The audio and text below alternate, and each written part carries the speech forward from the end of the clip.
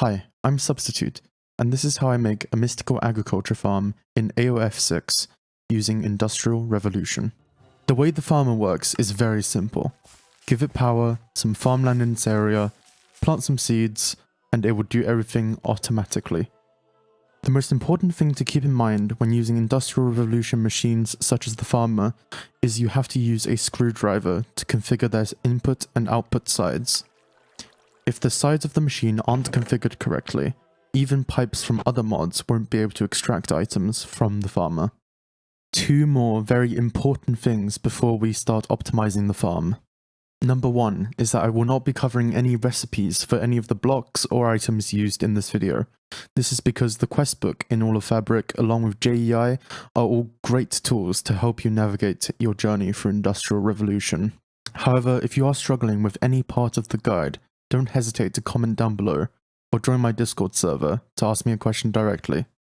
The second thing is that even though the game offers farmers up to Mark 4, I have not found a practical use for farmers above Mark 1. More on the farmer later. Let's talk about the different ways you can power this machine. The intended method for powering the farmer is using Lazuli Flux. This can be provided using a cable from Industrial Revolution. If you wish to generate Lazuli Flux in order to power your farmer, I recommend looking at the quest book under the Industrial Revolution chapter for some good insights. However, the method I recommend would be using the power mod. This mod is used to generate redstone flux, or RF. The Industrial Revolution machines seem to have no problem accepting RF as a form of power. If you're interested in a quick and efficient way of generating power in All of Fabric 6, leave a comment and I'll make a video about it. It's about time we talked about the interface of the farmer.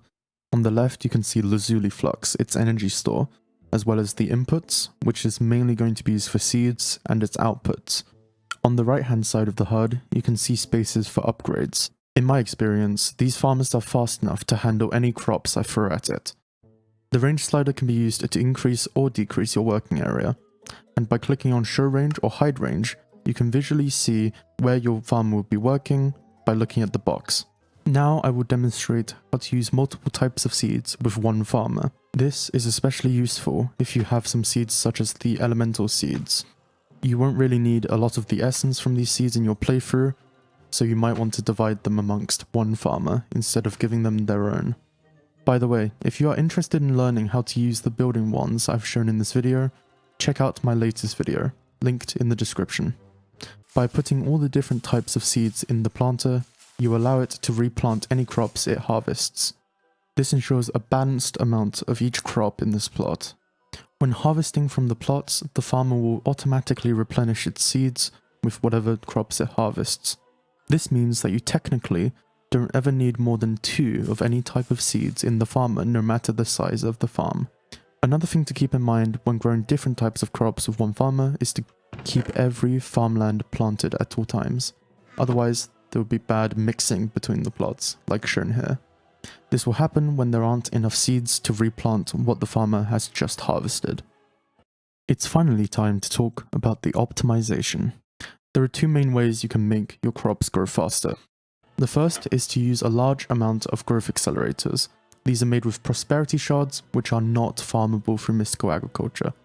This is why I will only ever recommend maybe 1 or 2 layers of growth accelerators. The next method is by using the fertilizers from farming for blockheads. There are a total of 3 types of fertilizers, the green, the red, and the yellow. As the green fertilizer doesn't seem to have an effect on mystical agriculture crops, we will only be concerned with the red and yellow variants today. The red fertilizer speeds up the growth of the crop, whereas the yellow fertilizer prevents it from being trampled by mobs and players. I love these fertilizers because they are extremely cheap to make and are extremely effective. Using a combination of both of these will get you a decently fast mystical agriculture farm. But by far the easiest way to make your farm faster is to have more of it. Let's make it bigger. Reminder that the building wands tutorial is in the description. Shown here is the best way I have found to use the full range of the farmer, with 4 plots, each 9 by 9. When planting your seeds in a big farm like this, it's very easy to get the plots mixed up. This is why when I start my farms, I like to reduce the range of the farmer to 1. This makes it much easier to plant the rest of the seeds without the farmer harvesting everything.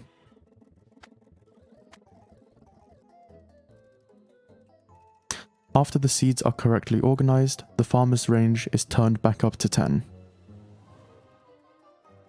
As you can see here, this is already a pretty fast farm. The crops are growing at a decent speed, and the farmer is having no trouble keeping up.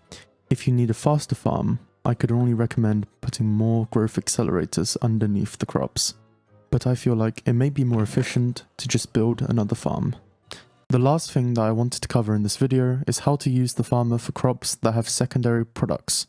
For example, we want the potato and the mandrake root, but we do not want the mandrake seeds, poison potato, or verdant sprigs. Items like these will clog up the farmer, therefore it's best to pipe them to the trash. Here I am using item pipes from modern industrialization. These item pipes are a bit more expensive from the ones from other mods, but I am using them for demonstrative purposes. Here is an example with the pipes from Modern Dynamics. With Modern Dynamics, you can clearly see the useless items being filtered into the trash and the useful items being deposited into the chest. Up on screen now is the config I used for these two extractors. If you're following along with this setup, keep in mind that both extractors are on whitelist mode, not blacklist. Thank you for watching this video. The best way you can support me is by liking the video and subscribing. I hope that this video has helped you build an effective mystical agriculture farm in all of Fabric 6. If you have a request for any guides or any topics you would like me to cover, please leave them in the comment section below. Thanks for watching, and I'll see you soon.